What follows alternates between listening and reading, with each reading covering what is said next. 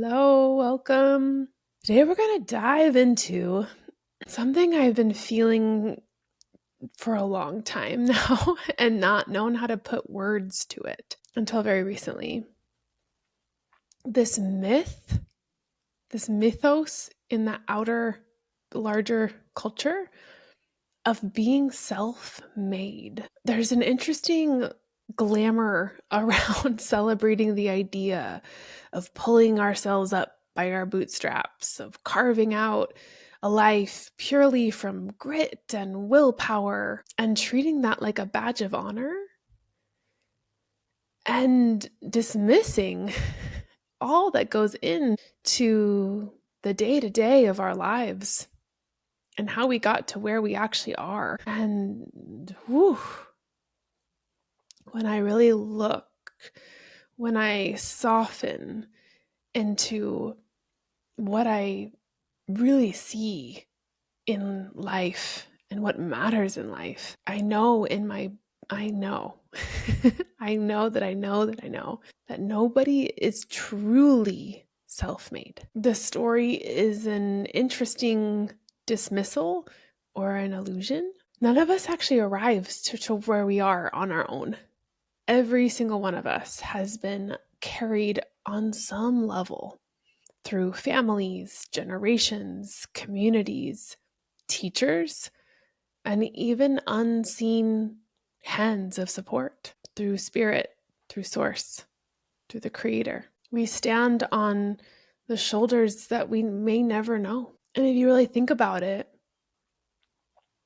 we're all born to mothers or through our mothers, carried in their wombs, nourished by their bodies. And before that, we were dreamt of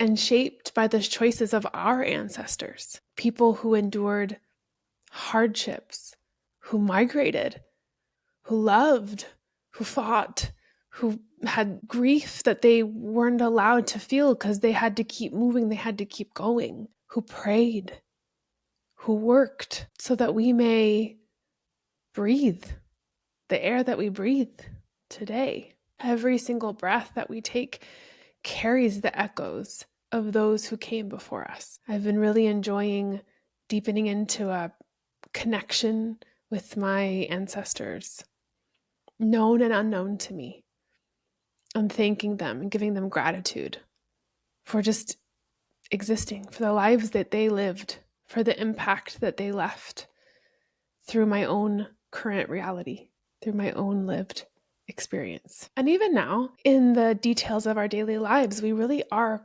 constantly held in networks of care. I think we've become really disillusioned by it. The other day, I was home alone and I had a night to myself, and I decided to order Thai food to my front door. And just that, it blew. I had such a crazy moment of realizing all that it took, all the hands that touched that food to get it to my front door. It's such a gift.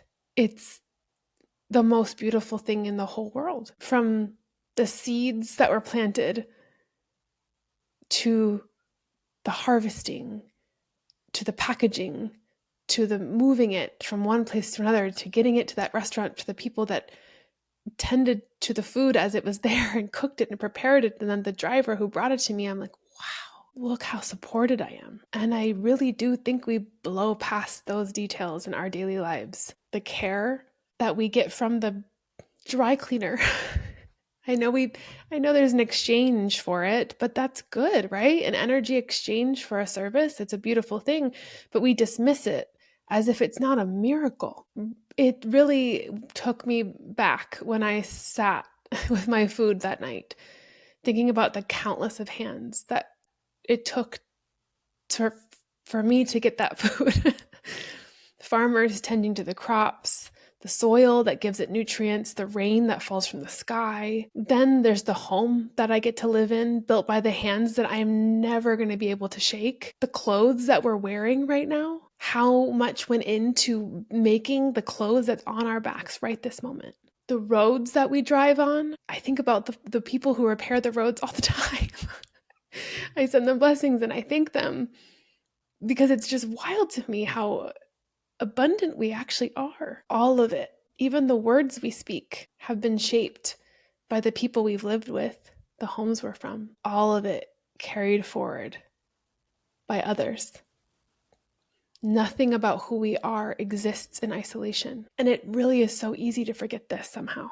We lose sight of this sacred web that does sustain us. And we start to believe the illusion that we did it all alone. And in that forgetting, disconnecting ourselves from this deep gratitude that naturally flows when we remember how connected we all are, and that it all comes from this beautiful, bigger mystery. And beyond the visible, like I was saying, there's this unseen realm, and I've been really sitting in that lately. I've been in this beautiful, wild void. And I believe that the invisible companions, the angels, the guides, our ancestors, they're there with us, the ones who whisper the encouragement when we feel that we're at our lowest of lows, when we're doubting ourselves, or the ones who open the doors in our lives when a miracle happens and where all we saw was walls, and all of a sudden there's a path, there's a way forward.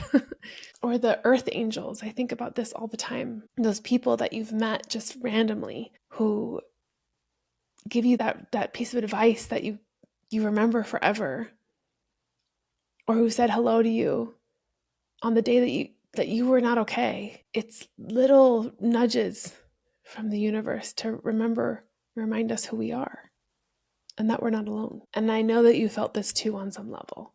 The mysterious way that life has of just sending us the right person at the right time, or the perfect book, or an unexpected opportunity that at the exact moment that you needed it, that is the support, that is the grace. I think about all the teachers I've gotten to have in my life. I love sharing everything I've learned because it just feels like the greatest game of pass it on ever. I feel like if I didn't share everything I learned, I would feel selfish because I've gotten so blessed with so many amazing teachers, and I've integrated so much from what I've learned. Life is conspiring with us, helping us grow, guiding us back to ourselves. And yet I remember feeling so alone in life too. So those times where that loneliness comes in, how can you take that as an opportunity to phone a friend, send a text message? We have text messages these days. As much as I actually don't love them, it is really helpful to just have someone get to send you a little heart just because they're thinking of you, or SOS, need some help. So I guess the invitation here is just to pause and notice when we open ourselves up to this web of support, both in the seen and the unseen worlds. So much grace and humility can naturally rise up. Gratitude can flow. If you find yourself having a hard moment, think of how many hands touched the food that you ate today to get it to that place where it could nourish you. And it allows us to feel more connected, realizing our lives are really not our own, and that nobody gets there all by themselves, that they're threads in a vast tapestry woven from sacrifice, from love, from labor, from scarcity, but also from resilience and from spirit. I believe that the true power isn't in being self-made.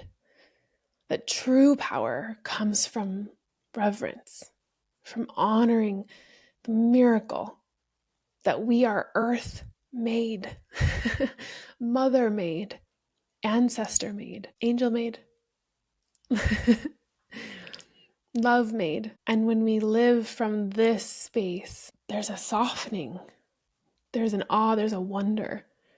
Our hearts can open, we can stop gripping so tightly to this illusion or delusion of independence, of needing to have to do it all by yourself, of needing to figure it out all alone. And instead, we can stand in the reality of the interdependence, in the reality of belonging, in the reality that everything we're in relationship to at all times. So what supports are you standing on today? Whose shoulders carried you here?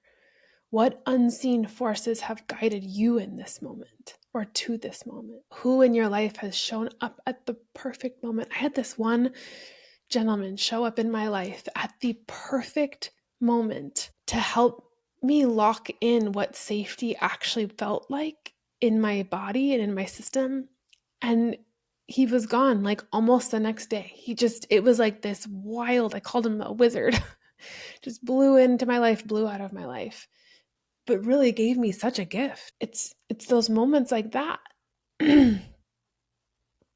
When you feel into that, when you feel into those moments where that perfect situation happened or spirit came through in this really beautiful, wild way, notice how gratitude can naturally arise from that place and how humility feels like a strength. And when you see somebody else and you realize that there's this touting of the self-made, realize that that's beautiful to be celebrating yourself. That's beautiful to be celebrating where you've come from. And yet we are held in every single breath and every single step. And none of us are in this doing this alone. To live in that remembering is to live in reverence in the sacredness of life. Thank you for joining me today. Thank you for going on this tangent with me. It's not that I think it's a negative thing to believe in yourself and be excited about what you've accomplished, because I do know that a lot of us have done a lot of life more alone than we could have, or we should have, or we needed to. I guess my point is even when you feel like you've done it alone, hands have touched the food that you eat, or hands have touched the house that you live in to build where you are. And it's really nice to have that connection space so that we don't have to feel so alone in it. So many blessings to you. If you desire to join my monthly live calls, just become a paid subscriber of Substack, and I will send you an email at the end of the month inviting you into that container. I am so grateful that you've chosen to be here with me today. Thank you for your time. Thank you for your care. Sending you so much love.